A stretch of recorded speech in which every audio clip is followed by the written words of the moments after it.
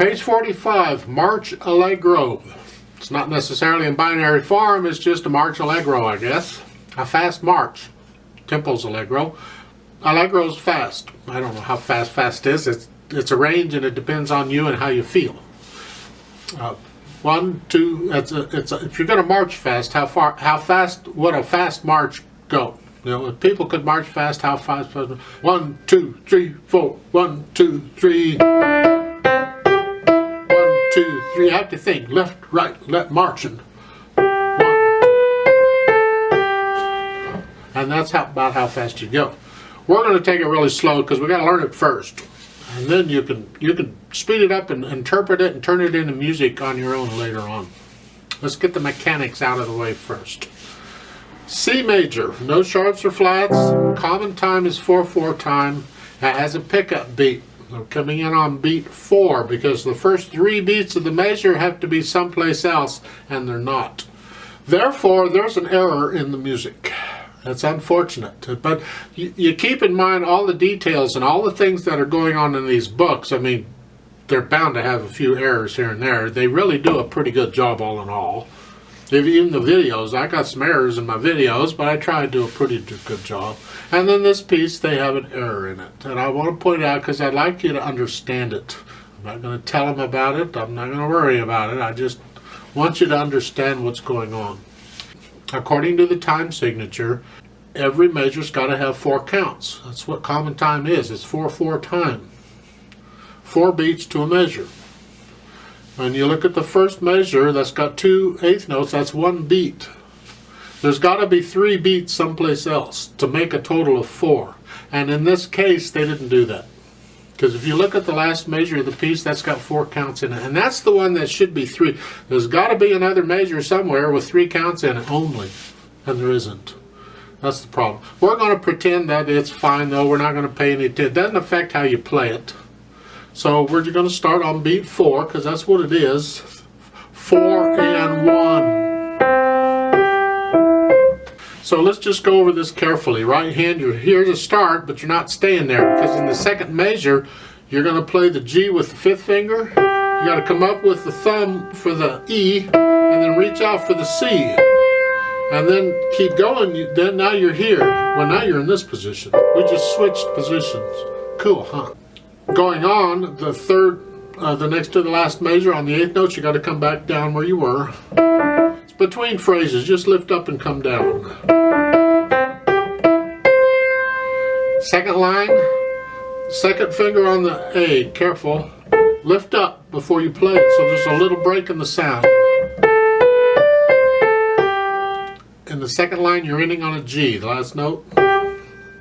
In the next line, you want a G sharp with 3rd finger. Just come down and 3rd finger. That G sharp, that sharp is an accidental, and as all accidentals, according to the rule, it applies for the rest of the measure. So that last note in that measure, that G, that is also a G sharp. Then you have a rest, and the 3rd measure of the 3rd line, you got to come down here to an E. In the last measure, you have an F sharp, 3rd finger. The second F is also F sharp, because that applies to the measure and the here. Then the rest of it's pretty much like it was at the beginning, and that's the right hand. The only thing I didn't do was the staccatos, and I'm using a light finger staccato here. Just real light. It says it's loud. If you want to use a wrist staccato because it's loud to help you out, that's okay. Just bump, bump, bump, bump. Just bounce off of it.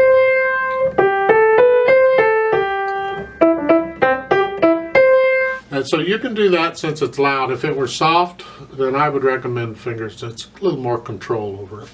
Left hand is primarily chords and a few harmonic helpful thingies. Starting out with a 1 chord, use a wrist. Then for the half notes, and when the half notes come in on the first line, 3rd finger, because 2nd finger's on the note, so you got to come up.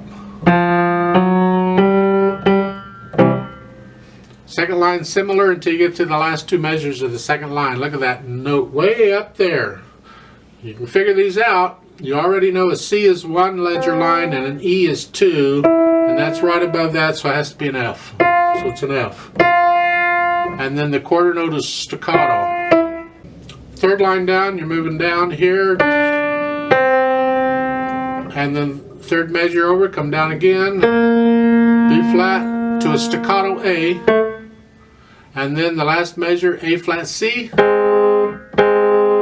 Both of those A's are flatted. And then 2 or 4-2. That's tricky, going from here to here.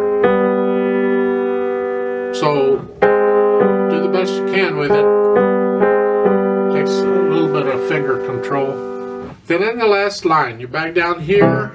Last 2 measures, it's here. Then reach out to an octave to get the low G. Then collapse. They're saying second finger. I don't care if it's second finger. Second finger's on it in this position. That's good. And then the last chord is a wrist staccato. It's an accented fortissimo. It's because I don't really know if the accent is necessary for a fortissimo staccato, because that's it on piano. Basically, it would be played the same whether it had the accent or not. It's just a really loud staccato. Got different things going on in the hands. So once you work out the hands and you got these tricky spots worked out, then you got to try and put it together.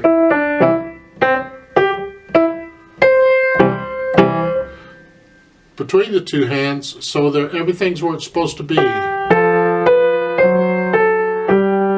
So the first couple of measures or so, it's sort of staccato and light and bouncy.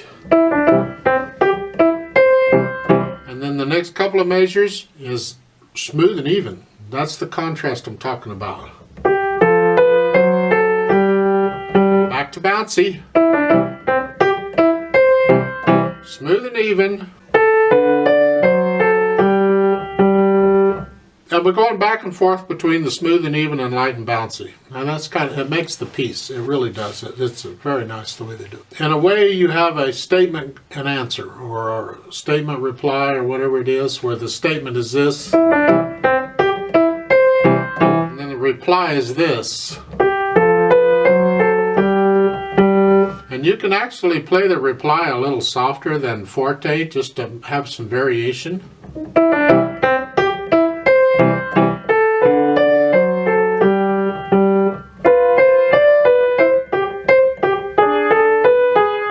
Goes into a different theme here. You know, it's almost like a different section, but it isn't. It's the same section, just a different theme, etc. And this is kind of the way this piece is working. So once you understand these things, the musical ideas behind the music, and you're not just playing notes, it helps to make the music come alive.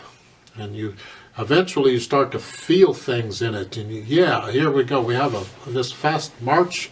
Not that you're going to march to it, but nevertheless, it's like a march.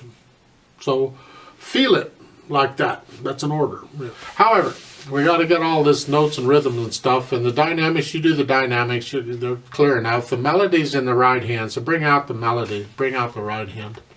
Let's play it together very slowly. I'm going to give us 3 counts, and then we'll play it. So the right hand starts here, left hand starts here. Okay. 1 and ready and go and.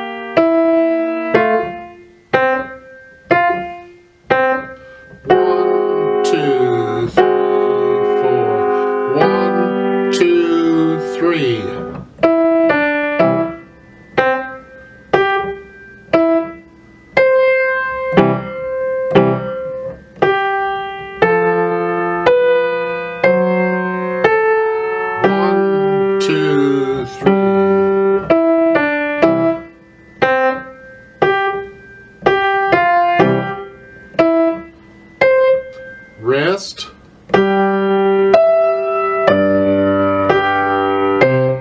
rest,